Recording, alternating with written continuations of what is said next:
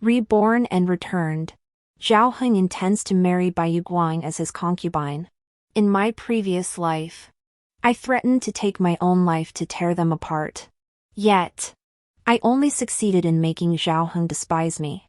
He married Bai Guang, had children with her, and they lived in harmony and love. Meanwhile, I died alone in a remote courtyard on the day their child was born. In this new life, I have decided to let them be together. Chapter 1. I snapped back to reality just as Zhao Heng entered. He looked exactly as I remembered, handsome and dashing, with a gentle demeanor. Behind him followed a woman. She was delicate and graceful, with a faint smile on her face. He walked straight past me and approached his mother-in-law. The woman walked up obediently and stood beside him. "Mother, look who it is." My mother-in-law squinted her eyes and studied her for a moment before exclaiming with joy. "Shu Yao? Is that Shu Yao?" The woman called Shu Yao blushed and nodded. The three, reunited after so long, exchanged heartfelt words of longing. And I, from start to finish, was an outsider. In my previous life, the same scene unfolded, but I lacked tact and insisted on meddling. In the end, I angered Zhao Heng and earned my mother-in-law's disdain. This time, I obediently stayed in my place, quietly watching this touching scene. After a long while, the old woman finally remembered there were others in the room. She couldn't vent her anger on them, so she directed her frustration at me. Her words were filled with displeasure. "What are you standing there for? You don't know any manners." My husband, whom I hadn't seen in a long time, finally looked at me with displeasure on his face. "Why are you here?" I took a step back, bowed my head slightly, and smiled politely. "Then I won't disturb you." I turned around and just as I reached the door, I heard a voice behind me. "Never mind. Don't leave yet. I have something to tell you." Turning back, I saw Zhao Heng holding the woman's hand. "I intend to marry Shu Yao as my concubine." The figure before me gradually overlapped with that of my previous life. "Shu Yao and I have always been in love. Marrying you was not my true intention. Now that the deed is done, I will not divorce you to marry her. But I hope you can agree to let us be together." Looking around, their expressions ranged from shock to mockery to sympathy. But there was no anger. It seemed as though it were the natural order of things. I smiled sweetly and said, "Okay." He was stunned and looked surprised. I didn't want to explore everyone's reactions, so I took another step and quickly walked outside. My marriage to Zhao Heng was already a match above my station. He was the heir to the Marquis's mansion, and I was a peasant girl from the countryside. When my father was young, he had saved the old Marquis's life. The old Marquis, grateful for my father's kindness, personally promised that the Zhao and Yi families would become in-laws. Later, our hometown was devastated, and my father passed away. On his deathbed, he handed me the token the old Marquis had left behind. After settling his affairs, I took the token to the capital. At that time, Zhao Heng already had a beloved, Li Shu Yao. However, the old Marquis was a man of his word. On his deathbed, he forced Zhao Heng to marry me and made him swear an oath never to divorce me. At that time, I also had my own selfish motives. I was actually infatuated with Zhao Heng, a graceful young man of noble birth. Just one glance was enough to captivate me. I kept telling myself it didn't matter. Once married, time would heal all wounds, and even the coldest heart would eventually warm up. But until the day I died, the person in his heart was always Li Shu Yao. In his eyes, I was the one who had torn him away from Li Shu Yao. 2 lifetimes have taught me much. My mind is no longer chaotic, instead, it is clear and focused. After returning to my room, the maidservant who attended to me hurried back. She seemed displeased with my actions, entering with a frown and saying, "How could you agree to that? Although the prince does not favor you with sincere devotion, even the hardest hearts can be softened. One day, he will see your goodness. She kept talking. I put down my teacup and interrupted her. Chun Tao, how long have you been serving me? She paused for a moment before answering quickly. 3 years. Yes. 3 years. And you haven't seen my goodness either. She knelt down with a thud, her eyes reddening. This servant doesn't know what I did to anger you. Please punish me.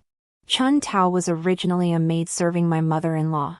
After I married into the family, my mother-in-law bestowed her upon me. I believed I had treated her with kindness and generosity. Yet she repaid my kindness with betrayal.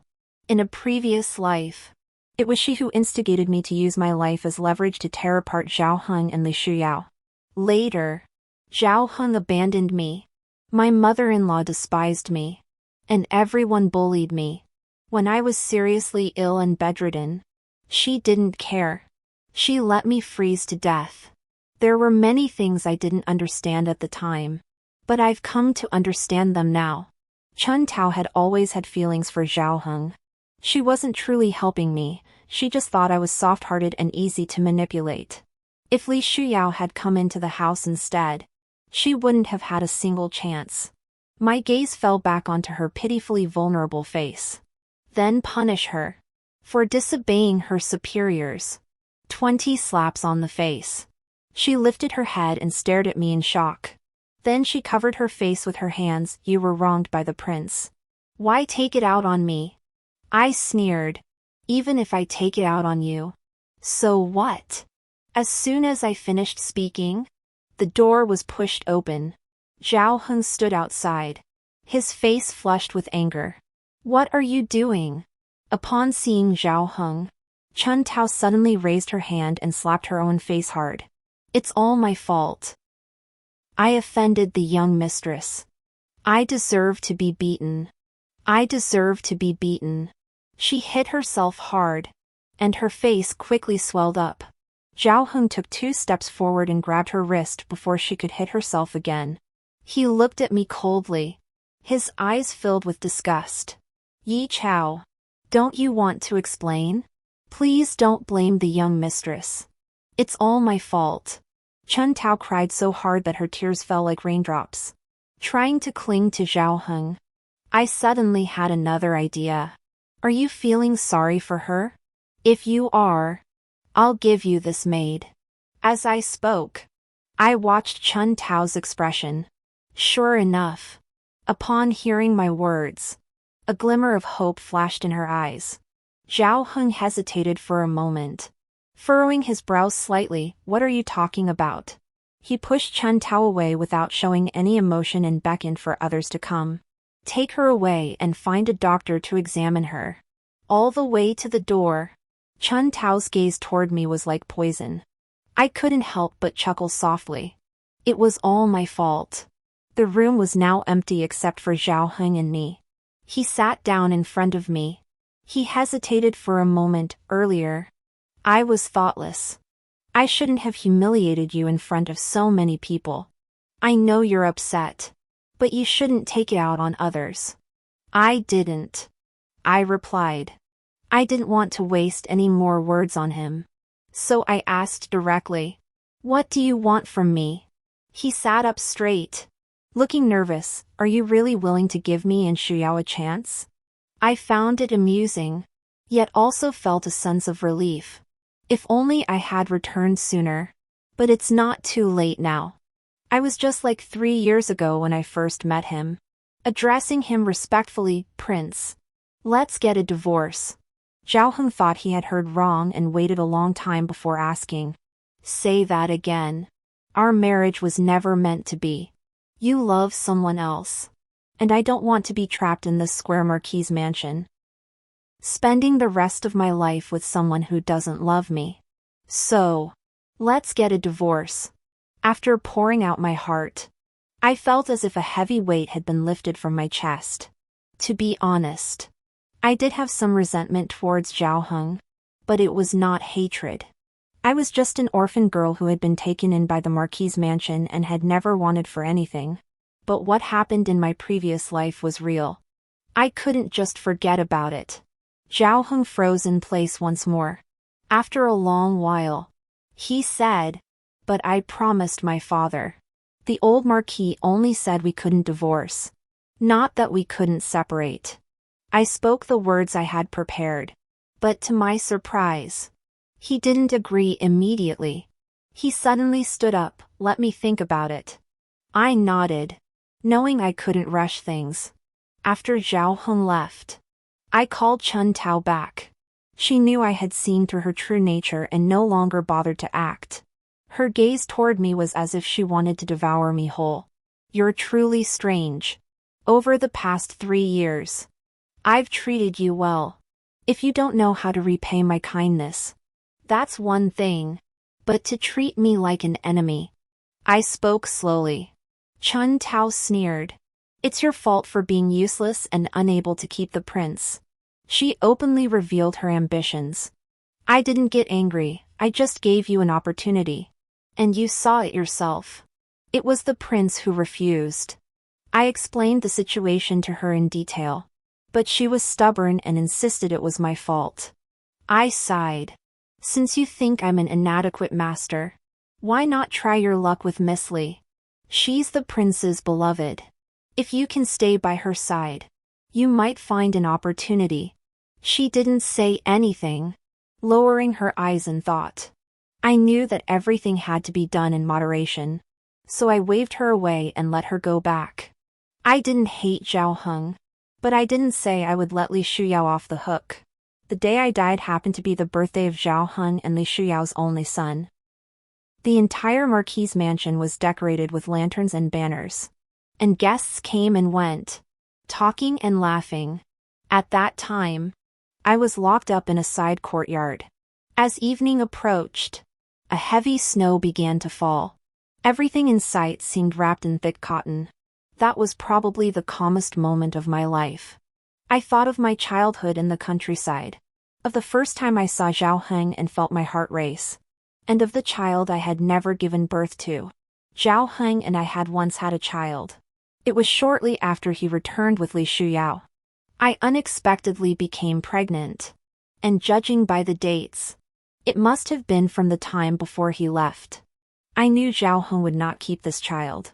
At that time, I threatened to kill myself to separate the two of them. My mother-in-law scolded me for being ignorant of the bigger picture, and the people of the capital city accused me of being jealous. I locked myself in my room all day, and no one noticed I was pregnant. I carefully kept it a secret. But in the end, I couldn't keep him. The 5-month-old fetus had already taken shape. That was the first time I felt regret. Later, they reunited, and my mother-in-law locked me in a side courtyard. From then on, everyone only remembered Li Shuyao and forgot about Yi Chao. I thought about it a lot, until Li Shuyao entered the courtyard holding a lamp. She was even more beautiful than before, like a delicate flower blooming in the snow. I looked at my rough hands and felt ashamed. Dragging my sick body, I whispered to her, "Why are you here?" She suddenly smiled. "Ming'er is turning 1 today." Ming'er was the name of her child. I listened quietly as she continued. "A few days ago, I went to the shuangwen temple to pray for him. The monk said that the blessings of parents are passed on to their children. I hope Ming'er will have a smooth and worry-free life.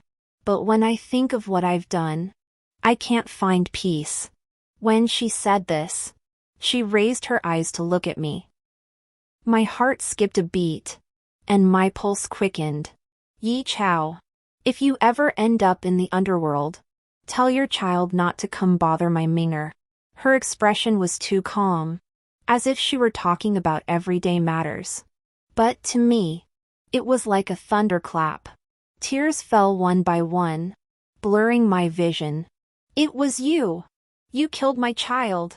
She still smiled. "It was me. The jealous rumors were also spread by me. Your child was also killed by me. I bribed the doctor who treated you. At first, He refused to agree.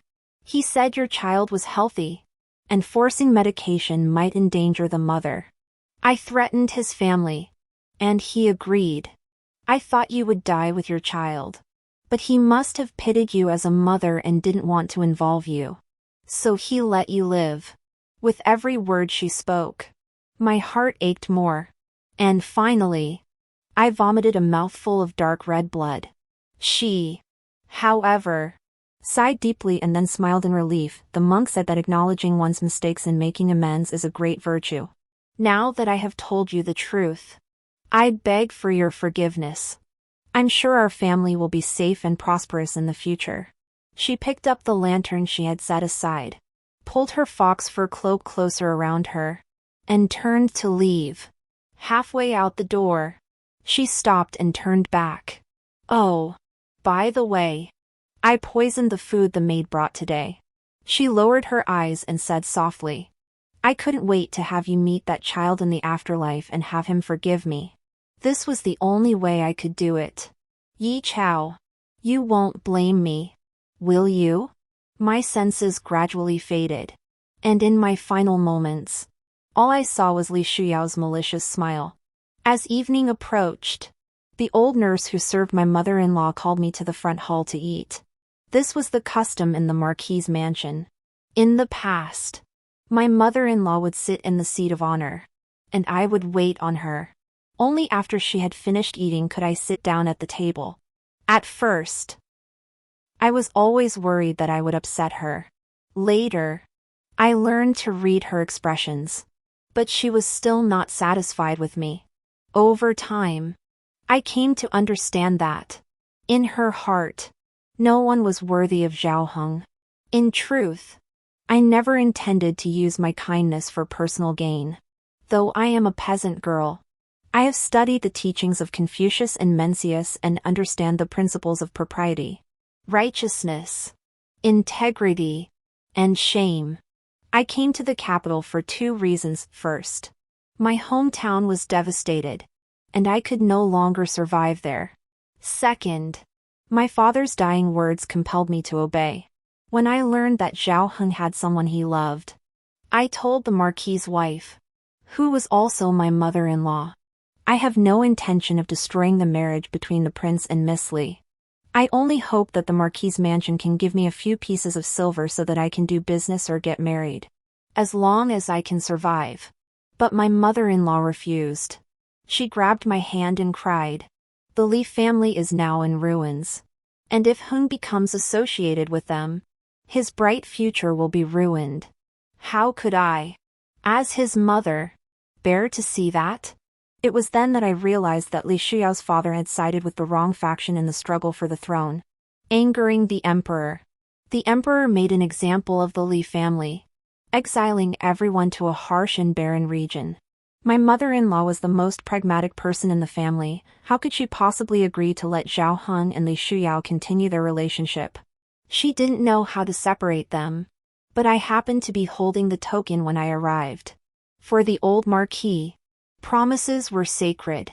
My mother-in-law used this as an excuse to force Zhao Heng and Li Shuyao apart. In the many years that followed, Zhao Heng promised me we would live a good life together. But a letter from Li Shuyao reminded him of her. Now, the emperor has passed away, and the 3rd prince has ascended the throne. Li Shuyao's family, thanks to their loyalty to the emperor, had been restored to their former positions and became close advisors to the emperor. Zhao Heng went behind my back to bring her back. Therefore, the mother-in-law's attitude had completely changed. I timed my arrival perfectly, expecting to see a harmonious scene. To my surprise, Li Shuyao was chatting animatedly with my mother-in-law, while Zhao Heng sat there as if in a daze. I deliberately stomped my feet loudly to draw everyone's attention. My mother-in-law frowned. How can you make a guest wait like this? I smiled. How can Miss Li be considered a guest? By custom, I should address her as sister. The mother-in-law paused for a moment but didn't respond. Instead, she glanced sideways to secretly observe Li Shuyao's expression. She wanted to figure out whether, after what had happened, Li Shuyao could still genuinely marry Zhao Heng. Li Shuyao's smile nearly slipped off her face. She looked at Zhao Heng for help, begging him to support her. But Zhao Heng remained motionless, even staring at me blankly. Li Shuyao's teeth nearly ground into dust. Women, once entangled in love, become foolish. This meal was probably the only one I truly savored.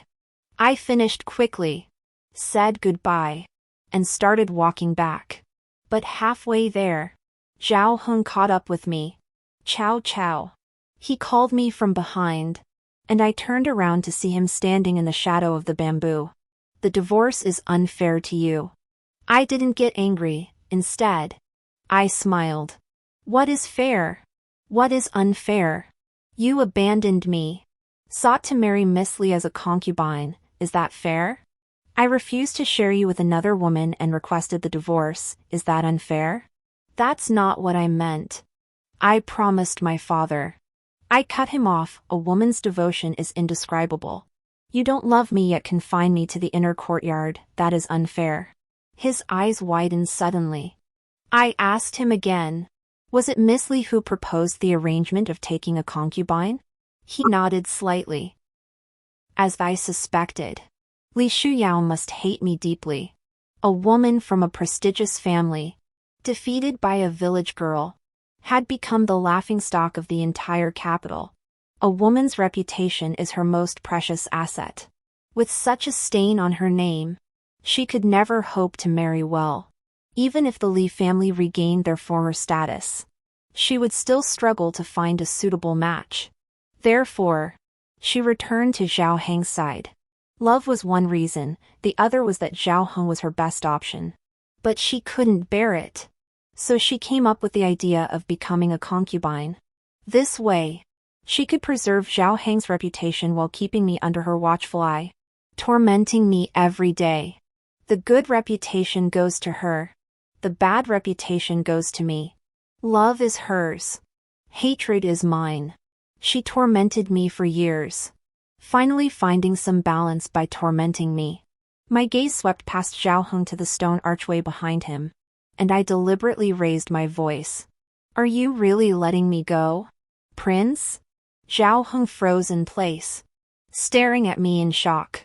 After a long moment, I heard his voice. I understand. He stumbled away. After he left, I went to the stone archway. On the green grass, there were clear footprints of a woman, humming an unknown tune. I returned to my room in a good mood and went to bed. The next morning, I received the divorce papers, 500 taels of silver, and a few pieces of silver. When I came to the Marquis's mansion, I carried a small bundle, and when I left, I still had the same bundle. For the past 3 years, I have been busy working for others. Now, I intend to live for myself. Li Shuyao came to see me off, pretending to be sad. She snuggled into Zhao Heng's arms and cried bitterly. It's all my fault. I really don't want to break you two up. Zhao Heng could only pat her back and whisper words of comfort. I just watched coldly. From the beginning, she had no intention of letting me leave the Marquis's mansion. And now she was putting on an act here.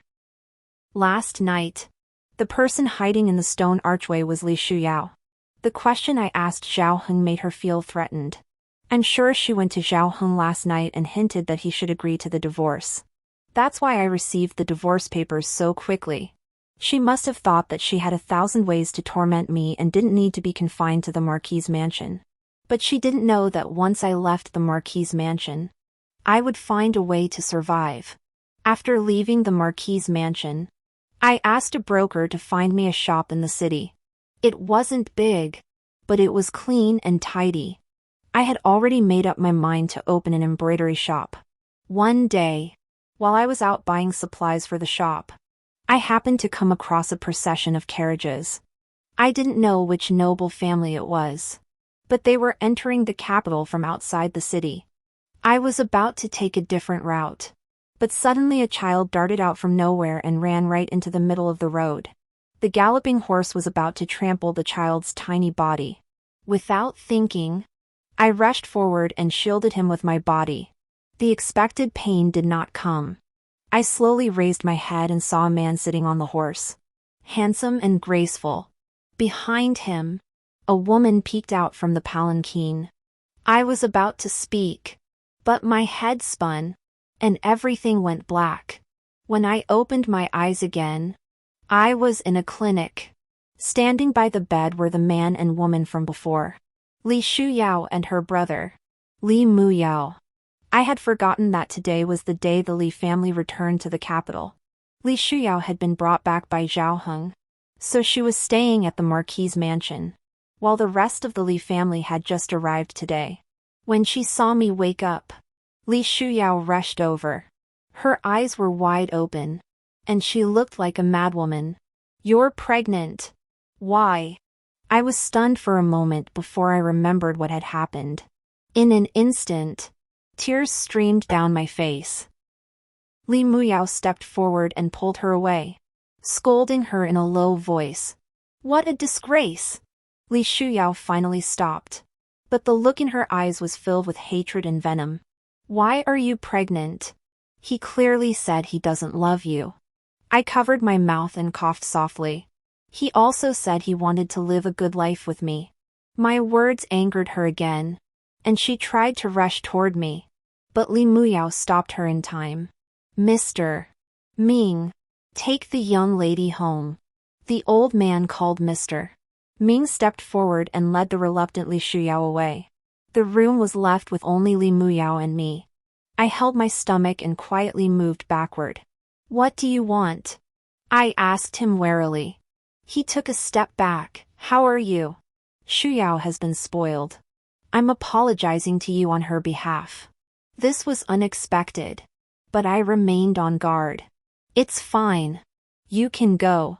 He seemed to want to say more, but in the end, he merely bowed and walked toward the door. Once they were out of sight, I finally exhaled in relief. By the time I returned to my lodgings, it was already night. The doctor prescribed several doses of tonic for the fetus. I sat alone in the dark room, my hands resting on my stomach. The arrival of the child filled me with joy. I buried my face in the table and cried for a long time. When I had cried enough, I lit a candle, made a bowl of noodles, and swallowed them down with my tears. When Zhao Heng and Li Shuyao got married, I bought a dose of abortion medicine for myself. She looked at me with concern. I reassured her that it was okay and not to worry. She was a mute girl I had bought for 2 taels of silver. Her real name was Lai Di. Xiaoxi had a hard life at home. Her father didn't love her. Her mother didn't care. And she had a younger brother who constantly mistreated her. Seeing her plight, I bought her and gave her the name Xiaoxi, meaning peace and joy. I hoped that she and I would live in peace and joy from then on. The medicine was bitter. So bitter that tears fell from my eyes one by one. I could clearly feel something leaving me. Xiaoxi gripped my hand tightly. I alternated between moments of clarity and confusion. By the end, every organ in my body was twisting in agony. Everything before my eyes grew blurry, and all I could hear was Xiaoxi's screams. When I regained sensation, I saw Xiaoxi dragging someone into the room from the doorway.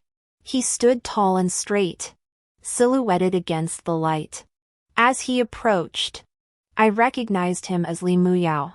I wanted him to leave, but I didn't even have the strength to speak. I could only watch as he wrapped me tightly in his cloak and carried me toward the clinic.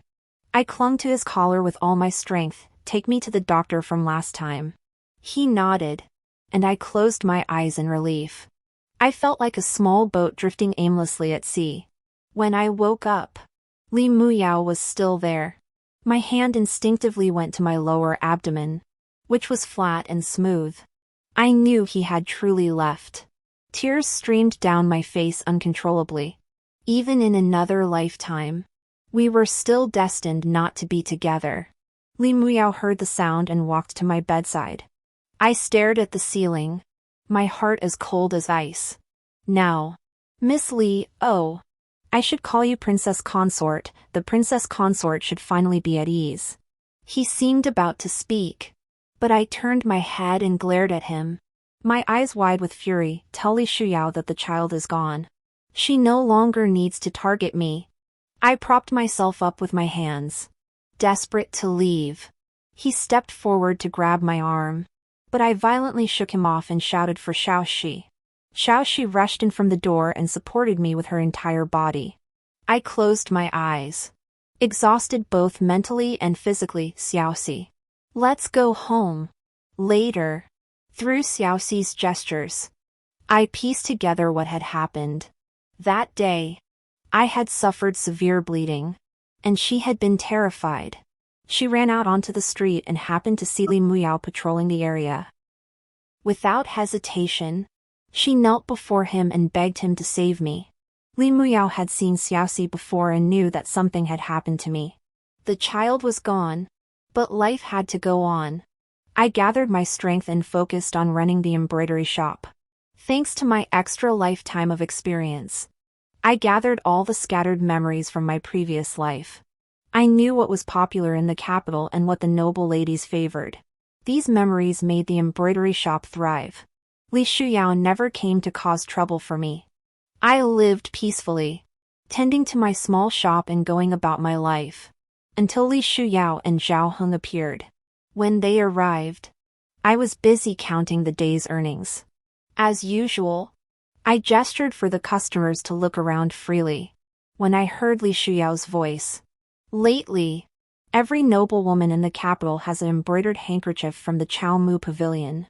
I can't let myself be outdone. She spoke in a playful tone. Zhao Heng's voice followed closely behind.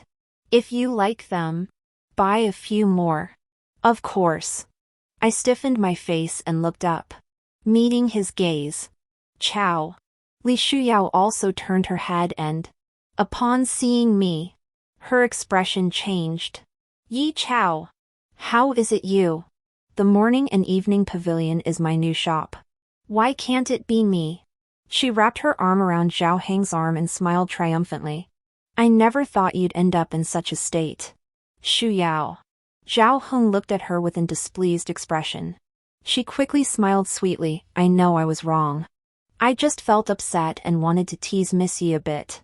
Since that's the case, I'll buy a few more handkerchiefs to apologize to Miss Yi. How about that? I spoke coldly. The morning and evening pavilion doesn't do business with you. Leave. What do you mean? I didn't want to argue with her further. I turned my gaze to Zhao Heng and spoke indifferently. Prince, please take the princess with you. Zhao Heng eventually left with Li Shuyao. Before leaving, Li Shuyao brazenly declared, Yi Chao. Just wait. I won't just buy handkerchiefs from the morning and evening pavilion, I'll carry them with me at all times. You can only watch and do nothing. Chun Tao was left behind in the shop. I wasn't refusing to do business with Li Shuyao, it was just that her arrogant demeanor was repulsive to me. Zhao Heng had left Chun Tao behind so that I could select a few handkerchiefs for her to take back. I understood his intentions, so I carefully chose several of the best-selling ones, placed them in a box, and handed them to Chun Tao. Chun Tao still spoke as before. Scholars, farmers, artisans, and merchants, the princess's words are indeed correct. But I wasn't the kind of young mistress who could be molded into anything she wanted. You do have some skill. How did you manage to become Li Shuyao's maid? Li Shuyao can keep Zhao Heng. But why are you still just a maid? You're even worse than me, you haven't improved at all. I knew exactly how to provoke Chun Tao. She was furious, grabbing the box and storming out. I teased her from behind. Given Zhao Heng's feelings for Li Shuyao, you probably won't have a chance in this lifetime. Unless Zhao Heng loses his mind and mistakes you for Li Shuyao.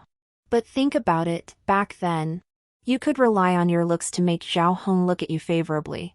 Now that the real thing is back, do you think he'll even notice you? Chun Tao turned around and smiled at me. That's not necessarily true. I said everything I wanted to say. How Chun Tao interpreted it was her own business. Chun Tao and Li Shuyao do bear a resemblance. Otherwise, when Lady Ho bestowed Chun Tao upon me, Zhao Heng wouldn't have agreed so easily. After the autumn rains, the weather turned cold. Under Xiao Shi's careful care, I actually gained a few pounds. The noblewomen gathered in my shop, discussing the latest events in the capital. The protagonists of the story, of course, were Zhao Heng and Li Shuyao. Chun Tao had indeed climbed into Zhao Heng's bed. It was said that Zhao Heng and Li Shuyao had had a quarrel, and in his drunkenness, he mistook Chun Tao for Li Shuyao. Lady Ho waved her hand and ordered Zhao Heng to take Chun Tao as his concubine. They told the story vividly, and I lowered my eyes, sitting obediently at the counter counting money. When they reached the most exciting part, one of the noble women whispered to me, "Does that woman named Chun Tao really look like Li Shuyao?" I smiled. I don't remember very well. She wasn't disappointed by my answer and continued discussing enthusiastically. My fingers tapped lightly on the abacus beads. The sound cheerful. Another month passed, and it was deep autumn. News came from the Marquis's mansion that Chun Tao was pregnant. I heard that when Li Shuyao heard the news, she destroyed half of the Marquis's mansion. Although it was an exaggeration, I'm sure it wasn't much better than that. The Marquis's mansion was in an uproar, and the Marquise was so angry that she took to her bed. I listened and didn't say much. After all, it was all in the past. However, I never expected to see Zhao Heng that evening. When he arrived, I was already preparing to close shop. It had only been 2 months since we last saw each other, but he had lost a significant amount of weight and no longer resembled the elegant young man of the past. I paused for a moment before instinctively asking, "Come in and sit for a while?" I was merely being polite, but he nodded in agreement. I thought for a moment before deciding it was inappropriate. "Why don't we go to Yingxianglu?" I closed the shop and was about to leave when he said, "No need. You should go home early." I was taken aback, opened the shop again, lit a candle, and rummaged through the box for a while before finally finding a pouch. This contains herbs for calming the mind, embroidered with lotus flowers, symbolizing happiness and prosperity. "Take it." He raised his eyes to look at me, his expression complex and hard to read. After a long time, I heard him say, "All right. You look better than before, your complexion is healthier. And you've gained some weight," he said. My heart skipped a beat, and I instinctively reached out to touch my stomach before forcing myself to lower my hand. Yes. Perhaps when one is happy, one's spirits are high, and one's complexion improves. He smiled reassuringly and turned to leave. Shortly after Zhao Heng found me, Li Shuyao also came to the door. She was still as arrogant and domineering as before, but she looked much more haggard. No longer the delicate flower she once was, but more like a flower about to wither. She brought a group of people with her, intending to destroy my shop. Xiao Shi was terrified but still stood firmly in front of me, refusing to let anyone harm me. I patted her head and mouthed for her to go find Li Muyao. She understood and rushed out. Li Shuyao probably thought that a mute girl like her wasn't worth stopping. I sat down at the table and poured myself a cup of tea. "What do you want from me? What have you done? Don't you know in your heart?" I shook my head. She seemed to hate me with all her heart. Her eyes red with anger. "Yi Chao. I underestimated you. You managed to make Zhao Heng obsess over you. It was just a pouch, I only touched it once. And he got so nervous he was acting like a fool. You're a slut. A slut." I sighed and spoke earnestly. I no longer have any feelings for Zhao Heng. Otherwise, the child. I didn't finish my sentence, but Li Shuyao understood what I meant. However, my words didn't calm her down. Instead, they seemed to touch a nerve, and she became even more frantic. "How dare you mention the child?" She gritted her teeth and shed a tear. I was startled, you. She waved her hand to dismiss everyone else, leaving only the two of us in the room. As you wish. I will never be able to have children again. She glared at me viciously, trying to read something from my face. I looked surprised. What are you talking about? Her expression wavered slightly. You don't know? Know what? She didn't answer my question, muttering to herself. It's impossible. Impossible. How could it not be you? I immediately understood what she meant. You suspect I drugged you, causing you to be unable to have children anymore? Isn't that right? She screamed loudly. Just then, Xiaoxi entered with Li Muyao. Behind them was Zhao Heng, looking utterly shocked. Shu Yao. Is what you're saying true? This farce finally came to an end. Zhao Heng staggered out, his eyes vacant. Li Shuyao cried as she chased after him. As I left, I grabbed her hand and wrote the character spring in the palm of her hand. I believe Li Shuyao will come to understand. I had no ties and was all alone, so I had no reason to harm her. But Chun Tao was different. She had already been rejected by Li Shuyao for sleeping with her husband. And then she got pregnant, which hurt Li Shuyao even more. Li Shuyao was unable to have children, so Chun Tao's child was the only son of the Marquis's mansion, which naturally raised her status. Chun Tao is the one who benefits the most. After everyone had left, I looked at Li Muyao. How did the crown prince end up with you? He stared at me intently, but I remained composed. After a moment, he withdrew his gaze and replied, Today is the Double Ninth Festival. The emperor is ascending Mount Huayang to overlook the distant lands. The crown prince and I were ordered to accompany him and ensure his safety. I opened my mouth slightly. How come I didn't hear about it? It was a secret mission. Very few people knew about it. The crown prince and I only received the news this morning. I nodded. That was truly a stroke of luck.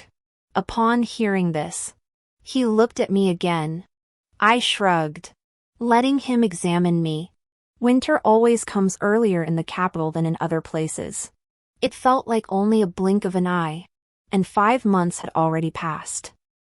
I had always been sensitive to the cold, and whenever the weather turned chilly, I would fall ill. Now that I had some silver, I wanted to go to Jiangnan for the winter. In previous years, I had hinted at this to Zhao Heng, but he always made excuses. Now that I was alone, I felt no constraints. As the weather grew colder, I began packing my belongings with Xiaoxi and making arrangements for the journey. The shop remained open, and I entrusted the business to Qiaowang. Qiaowang was abandoned by her husband and had been struggling to survive in the city. I took her in. Her embroidery skills were truly remarkable. She had been with me for nearly half a year, and I trusted her implicitly. When the first snow of winter fell, Xiaoxi and I boarded the carriage bound for Jiangnan. Looking at the gray sky of the capital, I curved my lips into a smile. The weather had changed. In Jiangnan, I gave birth to a child. I named him Yi Wei. Wei means unique and excellent. When Wei was born, he didn't cry like other babies. Instead, he stared at me with his bright, grape-like eyes and giggled. I knew he had come to find me again.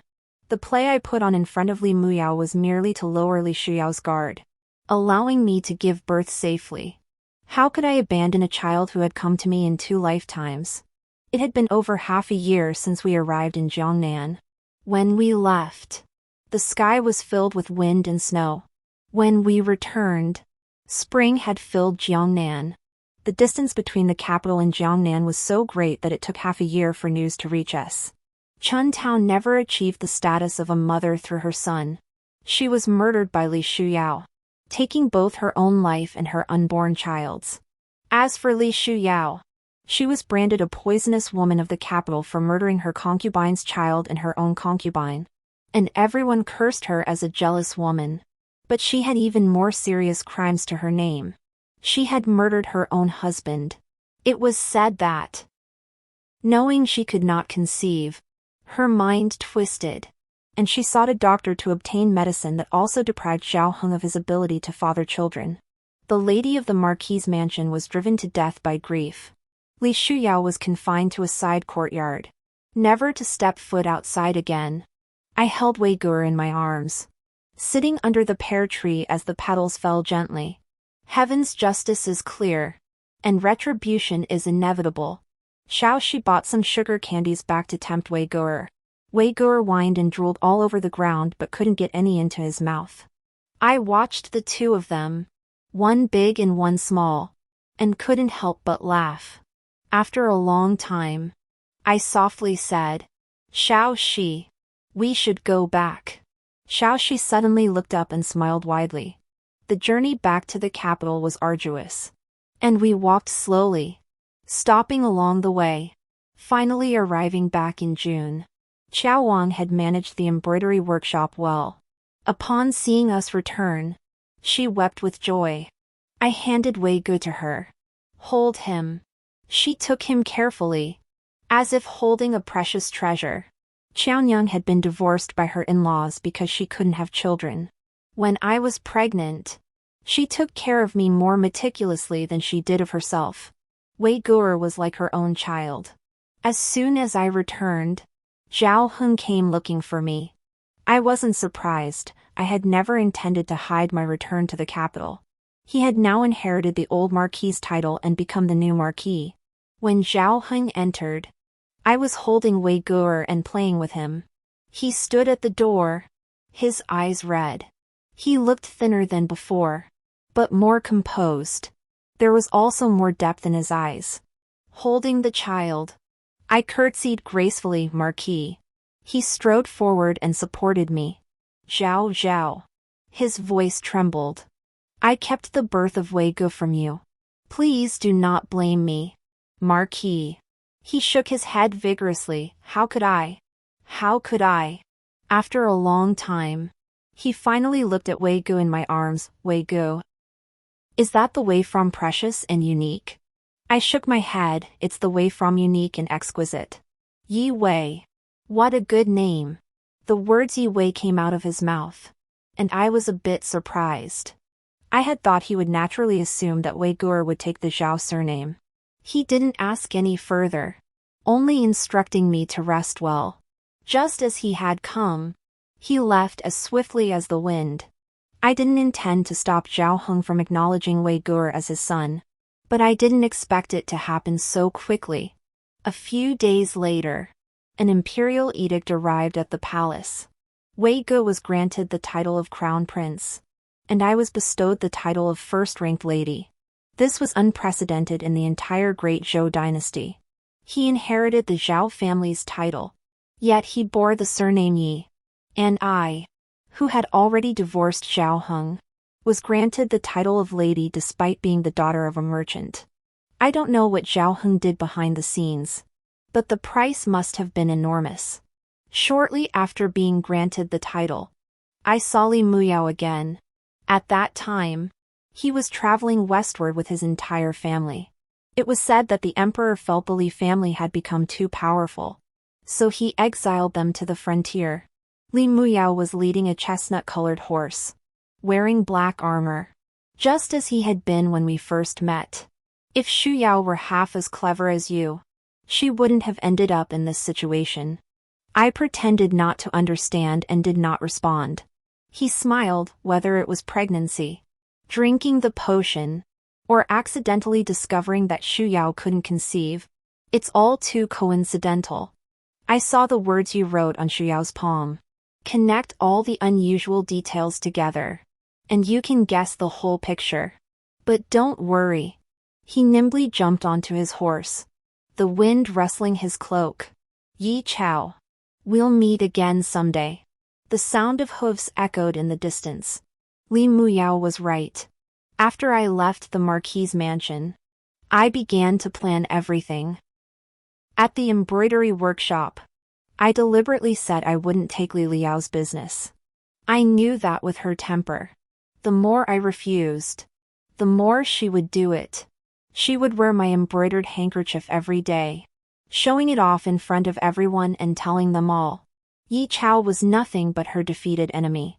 But that handkerchief was something I had prepared especially for her. The silk threads used in the handkerchief were soaked in medicine beforehand. That medicine has a very strong potency but evaporates quickly. By the time Li Shuyao noticed something was wrong, there was no evidence left. The pouch I gave to Zhao Heng was also made using the same method. As for Li Shuyao coming to find me, I instructed Xiao Shi to go find Li Muyao. That was entirely thanks to my memories from my previous life. I already knew that Zhao Heng was with her, and I intentionally let Zhao Heng hear it. However, I didn't expect that Li Shuyao would also have the same idea as me. I just don't know whether Zhao Heng is unable to have children because of my medicine or because of Li Shuyao. On the day of Wei Guer's birthday, I went to see Li Shuyao. She was locked up in a side courtyard, acting madly. The Li family had already given up on her. After all, prominent families never lack children, especially daughters. I stood in the courtyard, looking up at the square sky. Some people, no matter how hard they try, can never escape this small world. When Wei Gu was 10, Zhao Heng fell seriously ill and passed away soon after. She couldn't vent her anger on others, so she directed it at me. But he had aged greatly over the years. We rarely saw each other, only meeting once a year on Wei Ji's birthday. Usually, he didn't appear before me, but I knew he watched me every day from outside the embroidery workshop. I pretended not to notice. Perhaps it was a final burst of energy, but he seemed much more lively. He held my hand and talked endlessly. Finally, he said, "Zhao Zhao. If only we had truly lived a good life back then." He trailed off. He lowered his eyes and laughed softly. What's the use of if only? He held out his palm, where lay a tattered pouch embroidered with lotus flowers. "Zhao Zhao. Is this what you wanted?" In that moment, tears streamed down my face. He knew everything. In my previous life, as I lay dying, I heard Li Shuyao say, "Yi Zhao Zhao. Do you think Zhao Heng knows nothing of this?" Yes. He knew everything. I thought, I must still hate him. Later, my business grew very large. Embroidery, ready-to-wear garments, fabrics. The embroiderers and shopkeepers in my store were all pitiful women abandoned by their families, their husbands, and this ruthless society. I spent 2 lifetimes to finally break free. But I wanted to bring more people out with me.